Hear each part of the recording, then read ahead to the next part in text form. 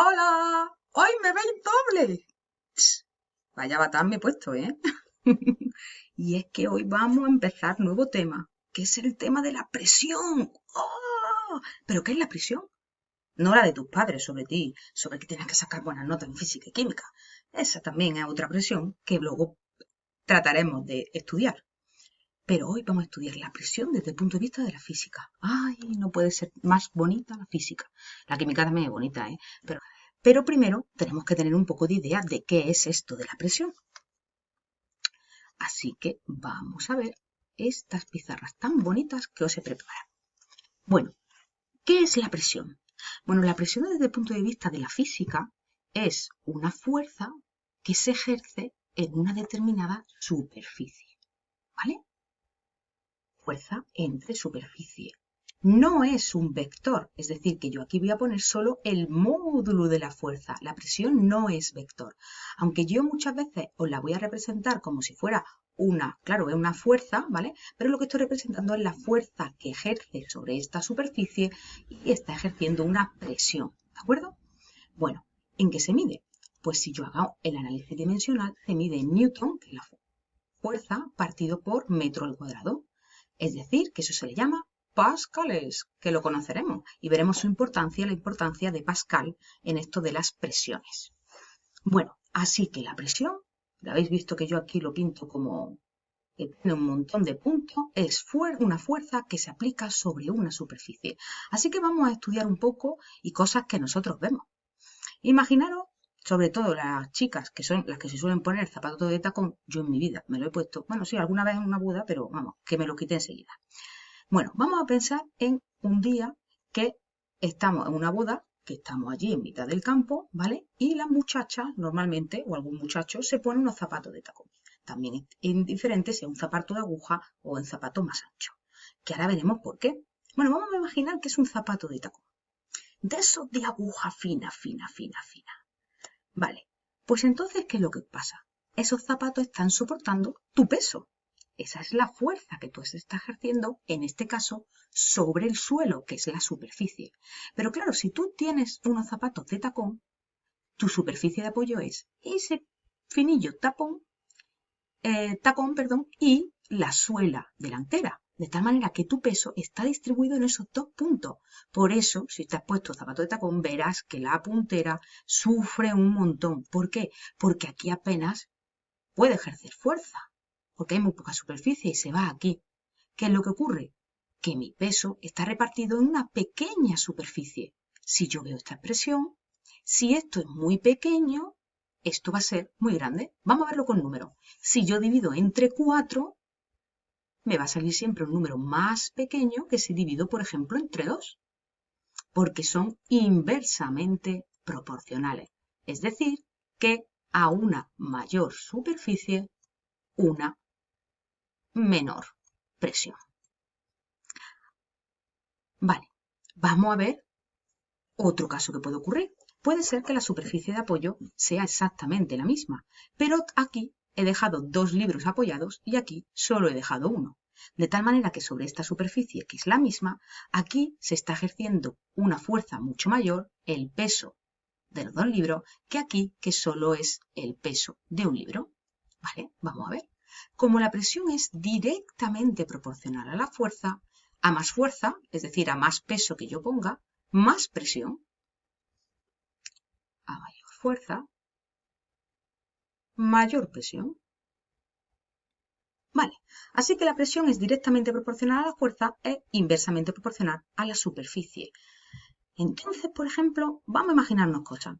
¿Cómo será mejor pasar por un lago helado? Vale, vamos a imaginarnos, ¿vale? Situación, estás aquí huyendo del asesino y te vas corriendo y te pones en mitad del lago. Y de repente escuchas, el hielo se está rompiendo. Y normalmente en las películas se quedan, ¡ay! ¡Quédate quieto, quédate quieto! ¡No! ¿Cómo es mejor? Fijaros que si tú estás de pie, tu peso, se está ejerciendo sobre una pequeña superficie que son tus dos pies. Claro, aquí tiene ventaja los que tenéis un 42 frente a los que tenemos un 38. Vale, pero si tú te tumbaras, ahora tu peso está distribuido en toda esta superficie. Mismo peso, mayor superficie. Es más improbable que se rompa el hielo. ¡Hala! Ojalá que algún día... Bueno, no, porque si no esto es... Iba a decir, a ver si algún día podéis utilizar esto, pero claro, es que eso lo estoy pensando que entonces hay un malo persiguiendo. No. Bueno, eso mismo explica, por ejemplo, por qué utilizamos las chinchetas y tienen esta forma. Y tú le pones aquí un martillo. Ya verás qué martillo os voy a dibujar, que yo me estoy haciendo aquí, que lo mío no es...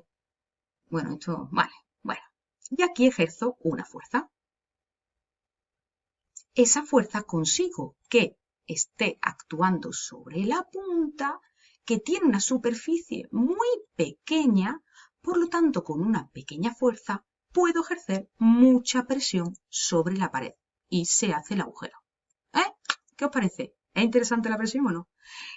Algo que también podemos pensar es por qué cortan mejor los cuchillos afilados. Claro, si están afilados, tienen menor superficie y por lo tanto tú vas a ser capaz de ejercer una mayor presión al filete. ¡Ay, qué rico el filete! ¿Sí? ¿Lo estamos pillando? Es bastante divertido esto de la presión. A mí siempre me ha encantado esta parte. Bueno, pero la presión no se ejerce solo hacia una superficie en un sentido. Es decir, si tú tienes un cubo sumergido en algo que pueda hacer presión, le estará presionando por todos lados. Por ejemplo, cuando tú estás metido en una piscina. A ti la presión se te ejerce desde arriba, desde abajo, desde el lado, desde el otro lado. ¿De acuerdo? Así que si nos imaginamos que nosotros tenemos un cubito así, de superficie S y de altura H, yo he dicho que la presión es la fuerza entre la superficie. A ti lo que te están ejerciendo es una fuerza peso, que es la masa por la gravedad. Y la masa, además, se puede sacar como la densidad por el volumen. Sustituyendo aquí y sabiendo que el volumen es superficie por H, nos queda esta expresión. ¡Ay, madre! Me dirán algunos, pero Arantxa, espérate, si no me toca. Ni te puedo dar al pause para copiarlo. No os preocupéis, es un desarrollo que no hay que saberse, pero sí que tenéis que empezar a estar en contacto con desarrollos matemáticos que nos llevan de una fórmula a otra, sobre todo para los que el año que viene queráis seguir siendo científicos y científicas, ¿de acuerdo? Así que lo que nos tenemos que saber es que la presión en un fluido, ¿y qué es un fluido? Bueno, pequeño paréntesis, un fluido es aquello que fluye. Anda. Claro, más que da igual. Fluir es pasar por un agujerito. ¿Un sólido puede pasar por un agujerito? No, no. ¿Un líquido? Sí, sí. ¿Y un gas? Por supuesto. Así que los fluidos son líquidos y gas. Si es que crees que te sabes menos, pero sabes un montón de todas estas cosas. Bueno, pues vamos ahora a la segunda pantalla. Vale, como hemos hablado de fluidos, voy a hablar por una parte de líquidos y por otra parte voy a hablar de gases. Y el único gas que vamos a estudiar en esta ocasión va a ser la atmósfera, el aire. Bueno, vamos a imaginarnos primero de un líquido, ¿vale? Bien sea el agua, bien sea el mercurio, lo que sea. A esta presión se la denomina presión hidrostática, ¿vale? Y esa presión, como hemos demostrado antes, es igual a la densidad del líquido que sea por la gravedad y por la altura. Es decir, si tú estás buceando en una piscina que ya pega un montón, bendito los que seáis que tengáis piscina y os estáis bañando ya, ¿vale? Pues si tú estás simplemente abajo, pues tú estás soportando muy poca agua encima tuya. Sin embargo, si buceas a más profundidad, tienes una mayor columna de agua encima tuya. ¿De acuerdo? ¿Eso qué significa? Que cuanto mayor altura, en este caso la altura es el denominado profundidad, pero al fin y al cabo una altura, a mayor altura, mayor presión. Cosas también curiosas que podemos aprender de la presión hidrostática que estábamos en ello. Pues fijaros, si tuviese un corte transversal de la presa del pantano que nosotros tenemos, por ejemplo, en Cinarejo, ¿vale? Tú estás viendo y tú ves una pared así, tulisica, muy bonita, así, se ve que es robusta, ¿vale? Pero esa pared no es un bloque así una pared así comúnmente conocida como pared, no, sino que la pared interna va cada vez siendo más ancha. ¿Por qué? Porque según va aumentando la profundidad, están soportando un mayor peso de agua. Por lo tanto, aumenta la presión. Pero claro, pues el hormigón aguanta lo que aguanta. Por temas de seguridad, lo que hacen es añadir, es decir, aumentar la superficie cuanto más profundidad tiene, ¿vale? Y así consiguen que soporte todo el agua. Y alguno me preguntará, bueno, ¿y por qué no hacen un cubo así? Espérate. Y acaban antes. Pues porque todo este material lo tendrían que pagar. Y claro, pues ya sabemos. Bueno, eso es por una parte la presión hidrostática. Ahora vamos a ver la presión de un gas. Pero en este caso, el único gas que vamos a estudiar su presión es el aire. Aparte que es un gas, se puede estudiar por la ley de los gases ideales y todo este caso. Pero vamos ahora a estudiar la presión que está ejerciendo esa atmósfera sobre nosotros, sobre cualquier edificio, da igual, ¿vale? Fijaros, nuestra presión sería la densidad del aire por la gravedad y por la columna de aire que yo estoy soportando. Porque si nosotros pensamos en la Tierra, pues la Tierra es redonda, a pesar de que haya gente que no se lo crea, ¿vale? Es redonda. La voy a poner hasta, yo creo que esto lo puedo poner, ¿no lo puedo cambiar? Ah, sí, claro, lo puedo cambiar, ahí, ¿no? Nada, creía que lo podía hacer sólido, pero no.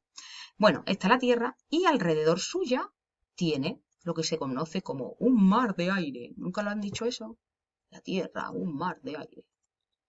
La atmósfera de la Tierra. Y aquí tenemos la atmósfera. La atmósfera, desde luego, no es regular, es decir, que, ¿vale? Nosotros tenemos atmósfera porque la Tierra está atrayendo la atmósfera, porque al fin y al cabo la atmósfera está formada por moléculas de gases que tienen masa y por lo tanto se está ejerciendo una fuerza gravitatoria, ¿vale? Y entonces tenemos retenida una parte de atmósfera que se enriqueció con el oxígeno y dio lugar a la vida, por ejemplo. Bueno, pues imagínate tú que estás en la Tierra, ¿vale? Y aquí está, pues por ejemplo, la punta del Everest. Aquí hay otro montículo pequeño y aquí pequeño. ¿Quién está soportando más presión? ¿Ella? ¿Él? ¿Él o ella? Pues la respuesta correcta es... Uy, ella. ¿Por qué? Porque tiene mayor columna de aire sobre su cabezota. Si estás aquí, tienes menos columna de aire. Fijaros, si os enseño esta. Fijaros, mirad. A nivel del mar tenemos una presión de una atmósfera, 760 milímetros de mercurio, que lo vamos a estudiar por qué. O sea, ¿por qué son 760 milímetros de mercurio? Por si se le llama así. Por ejemplo, esta montaña Peñalara, que tiene 2.428 metros de altura, es decir, soporta menor columna de aire, pues ya tenemos 500 milímetros. En el Aneto, 500 mililitros más o menos. Pero es que en el Everest solo 240 mililitros. De hecho, si tú quieres freír un huevo frito en el Everest, tardarías horas en conseguirlo. ¿Por qué? Pues a ver si lo buscáis por ahí y buscáis por qué en el Everest. Os vais a encontrar muchas veces que dicen que en el Everest no se podría freír un huevo frito, pero no es así. Lo que pasa es que tardaría mucho tiempo, ¿vale? Yo me leí un libro de un químico que trataba cosas así cotidianas y lo explicaba. Entonces, a ver si alguien me puede explicar por qué en el Everest se tardaría tanto tiempo en freír un huevo. En freír no, perdón, en hervir. Ay, porque he dicho hervir, freír. En hervir un huevo, ¿vale? Vale, bueno, pues vamos a ver. Pues si volvemos otra vez a nuestra pizarra, ¿vale? Ella soportaría menos, o sea, mayor presión. ¿Qué hizo Torricelli? Torricelli se le ocurrió una forma de poder calcular la presión del aire, ¿vale? ¿Cómo se podía medir esa presión? Actualmente tenemos barómetros, anemómetros, pero antes, pues claro, no existía eso. Y Torricelli se le ocurrió coger una cubeta llena de mercurio, un tubo largo de vidrio lleno de mercurio, y lo que hizo fue darle la vuelta y meterlo sobre la cubeta. Y observó que el mercurio bajó hasta una altura de... ¿cuánto? ¡Bien! en 760 milímetros de mercurio, que eso es lo que conocemos como una atmósfera. Pero, ¿por qué baja este líquido? Porque va a bajar hasta que la presión en este punto que está ejerciendo el líquido, 760 milímetros, es decir, 0,76 metros, sea la misma que la presión que está ejerciendo en este punto. Cuando estas dos presiones se igualan, ya el líquido no sigue bajando, ¿vale? La densidad del mercurio es de 13.600 kilogramos por metro cúbico. La densidad del agua solo 1.000 kilogramos por metro cúbico. Yo creo que algunos en el laboratorio pudieron coger el bote de mercurio pequeñito y visteis lo que pesaba. Una barbaridad. Si alguien no lo ha hecho y tiene curiosidad, el año que viene, cuando nos veamos por el centro, os lo dejo. Es muy curioso todo lo que pesa el mercurio. Es decir, tú te ves un líquido y no crees que pesa tanto. Bueno, pues podemos preguntarnos, ¿y por qué Torricelli utilizó mercurio y no utilizó agua?